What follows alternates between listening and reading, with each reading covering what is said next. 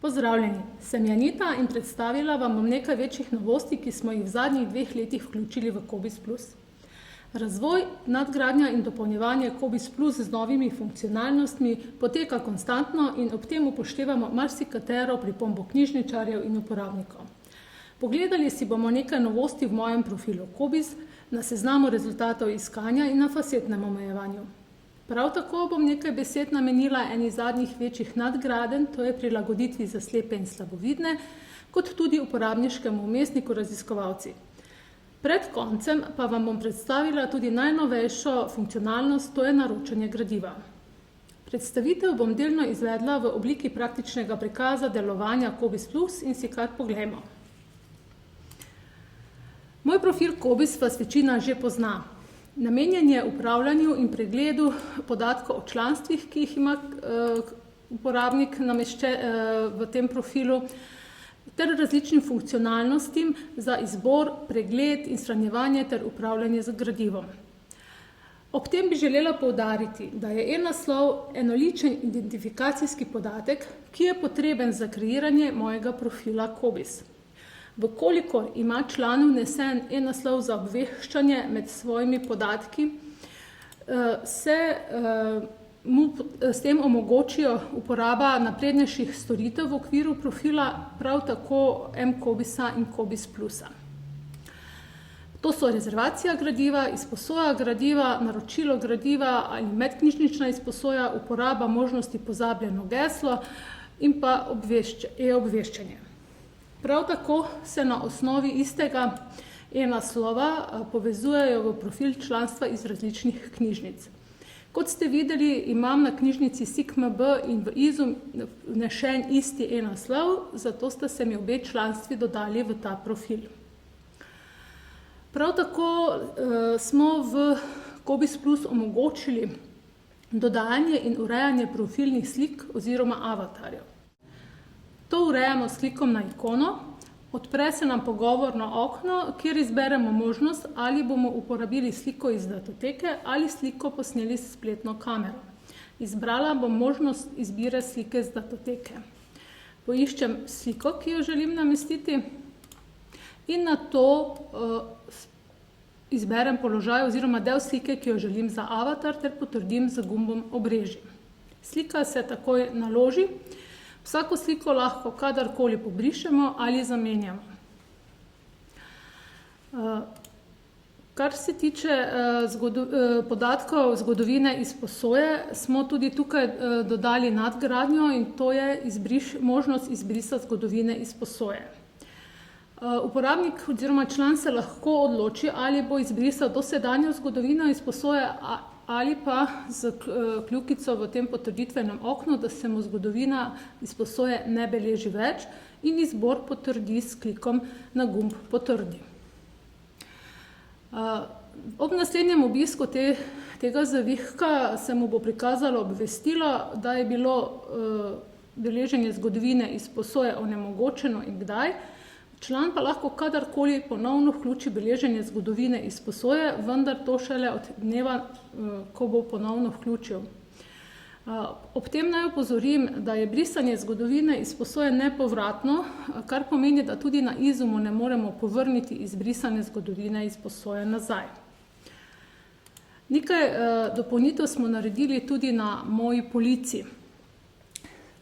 Marsikdo jo že pozna in kar s pridom jo uporabljate. Zato smo v moji polici dodali možnost, da na polico se dodajamo tudi e-vire. Prav tako smo dopolnili tabelo s podatkom o vrsti gradiva. Veliko uporabnikov pa želi tudi gradivo, ki je na polici, izvoziti ali v Excelovo preglednico ali pa v RIS format, kar smo tudi omogočili.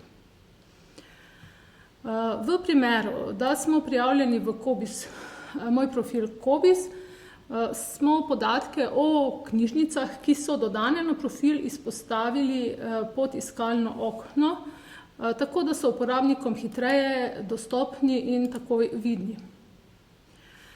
Kot sem na začetku že omenila, je ena največjih dopolnitev v zadnjem letu dodan nov uporabniški vmesnik raziskovalci. Do njega dostopamo tako, da v menijski vrstici pri bralcih odpremo spustni seznam in izberemo možnost raziskovalci. Ta uporabniški vmesnik je namenjen iskanju po elektronskih virih, tako odprto dostopnih kot licenčnih. V tem uporabniškem vmesniku smo implementirali tudi specializirane univerzitetne portale. To so Digitalna knjižnica Univerze v Ljubljani oziroma krajše DIKUL, Mega iskalnik Narodne univerzitetne knjižnice, Umnik, univerzitetni iskalnik Univerze v Mariboru ter Digital UP, to je digitalni portal Univerze na Primorskem. Vsi ti portali delujejo na skupni programski platformi COBISS+. Prednost za uporabnike pa je ta, da ob vnosu iskalnega pojma, kot recimo bom poiskala nekaj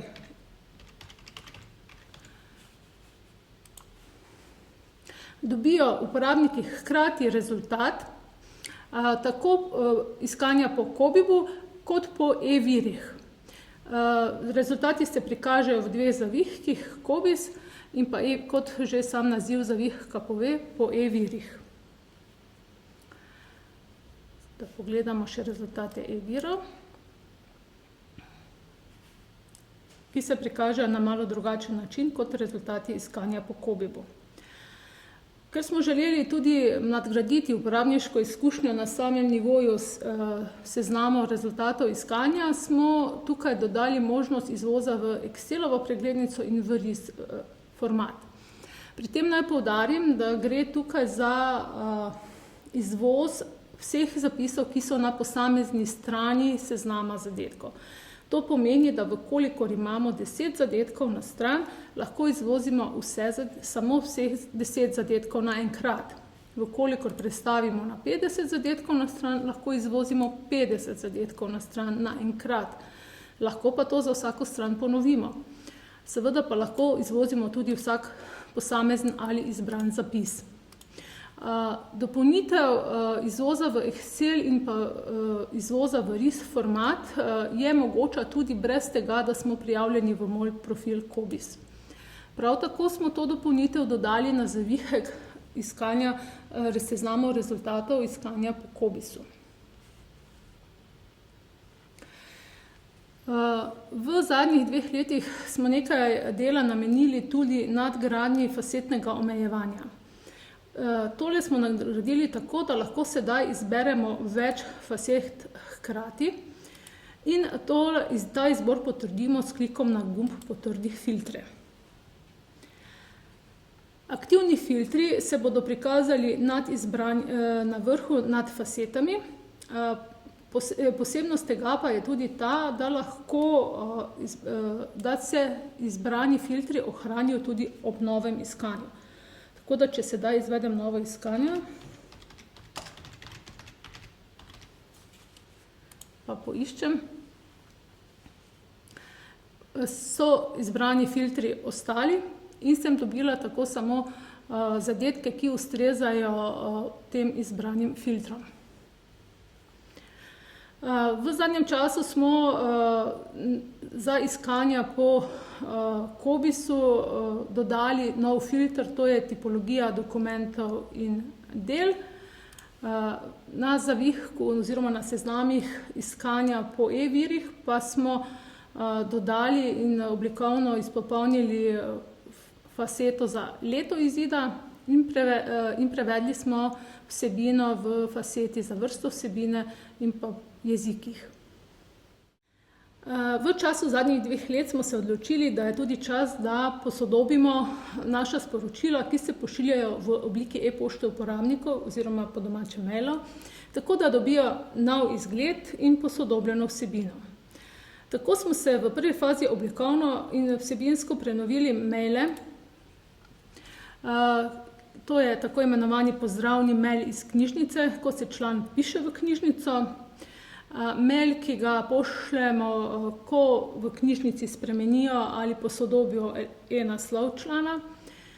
Mail ob nastavitvi gesla v knjižnici ali pa mail ob spletnem vpisu člana.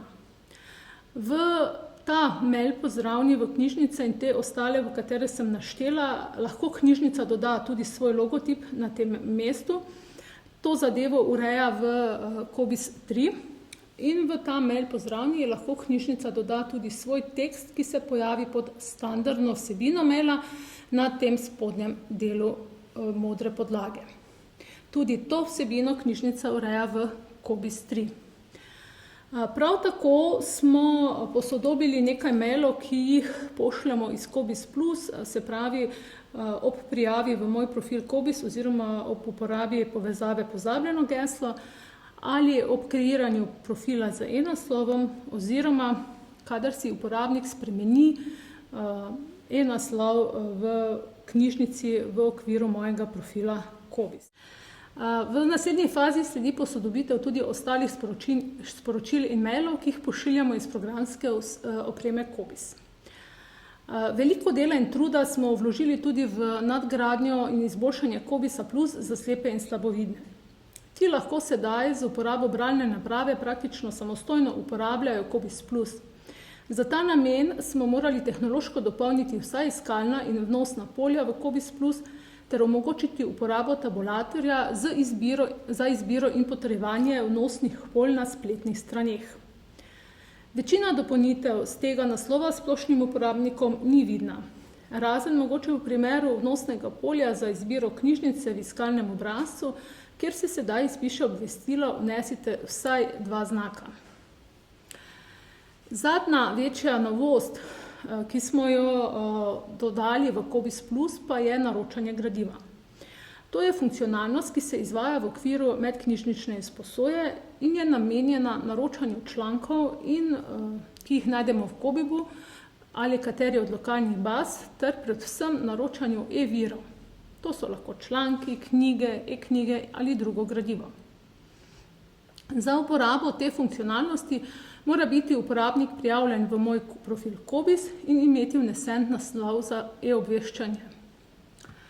Uporabnik poišče gradivo, tako kot sem recimo jaz poiskala ta zdravstveno upravljanje za zdravje, na zavihku e-viri konzorcija SI sem trenutno in me zanima recimo gradivo, kjer že na prvi nivoju seznamov zadetkov ugotovim, da meni to gradivo mogoče ni dostopno v celotnem besedilu in že tukaj imam možnost, da naročim gradivo s klikom na gumb Naroči gradivo.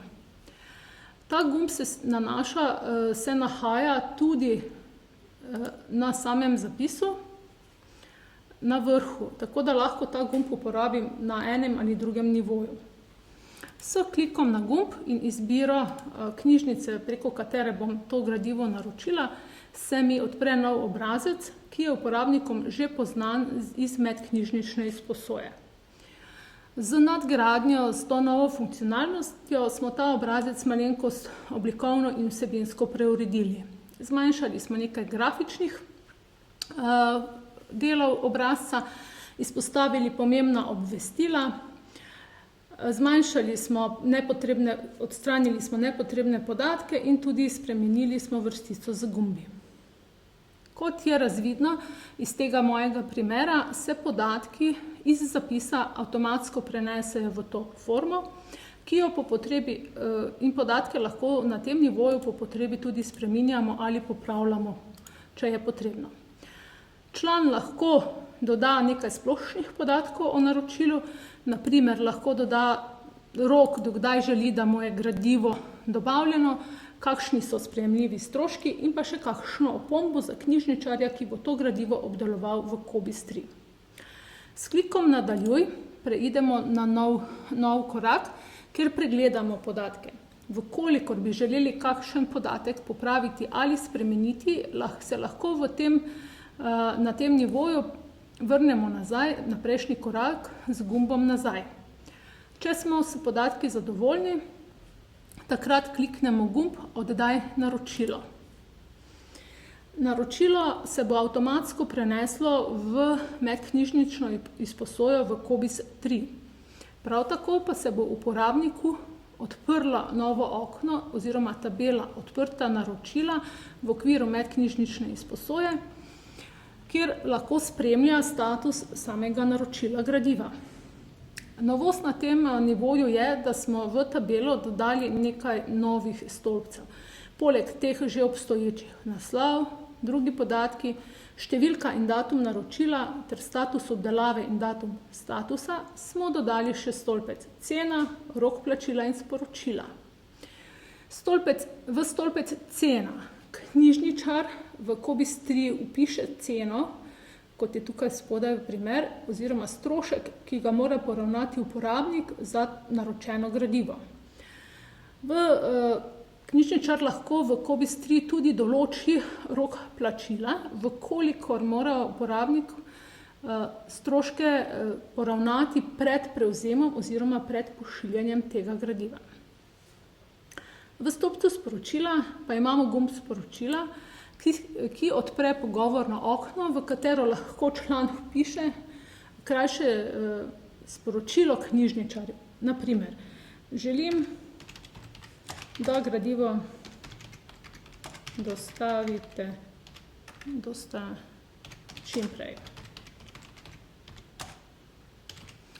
Z gumbom dodaj se bo sporočilo dodalo v to naročilo in knjižničar, ki obdeluje gradivo v COBISS-3, bo prav tako obveščen o tem sporočilu.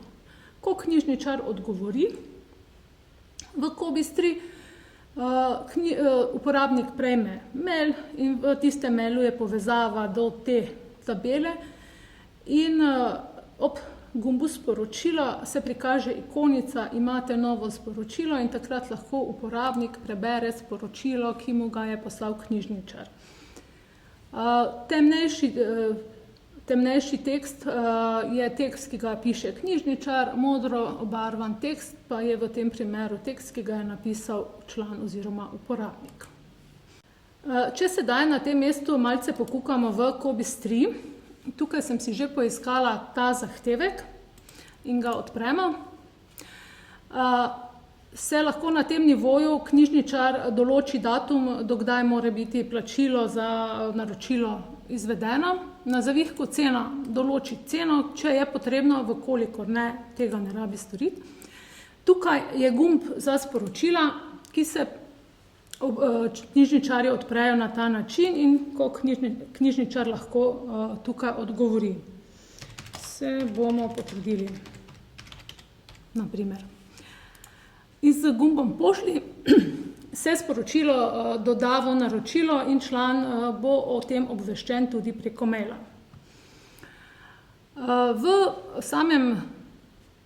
V samem zahtevku je tudi podatek o gradivu in če odpremo gradivo, vidimo, da smo v primeru naročanja gradiva iz e-virov dodali tukaj povezavo do gradiva SFX. S to povezavo lahko knjižničar preveri, ali mu je to gradivo dostopno oziroma na kakšen način lahko pride do gradiva, da ga bo lahko posredoval članu. V zahtevo v C3 je dodana tudi nova metoda, s katero lahko hitro zaključimo oziroma pripravimo dobavnico za nakup e-vira. To je metoda pripravi dobavnico za nakup e-vira. S klikom na to metodo se nam pripravi dobavnica, kjer se evidentirajo vsi podatki potrebni za to nabavnico in na to, ko imamo dobavnico pripravljeno, lahko izstavimo in pošljemo ta zahtevek za naročilo gradiva. V ta zahtevek seveda lahko vedno dodamo tudi prilogo, kajti v primeru naročila gradiva iz e-virov bo gradivo na voljo v e-obliki in na ta način bomo lahko članu poslali to gradivo kot prilogo v e-pošti. Ko prilogo dodamo in pa zadevo pošljemo, se izvede postopek na strani C3 in zahteva bo tako na strani C3 zaključena. Tudi gradivo se je v tej tabeli odprta naročila, iz tabele odprta naročila pri članu prestavilo v tabelo realizirana zaključena naročila. S tem je postopek naročanja gradiva zaključen, saj je član gradivo prejel kar po e-pošti. Seveda smo v obdobju zadnjih 2 let naredili še veliko drugih dopolnitev in nadgradenj COBISS Plus, vendar sem vam danes predstavila in izpostavila za nas najpomembnejše in tiste, s katerimi smo različnim skupinam uporabnikom omogočili hitrejše, lažje in preglednejše delo. Zahvaljujem se vam za vašo pozornost in vas lepo pozdravljam.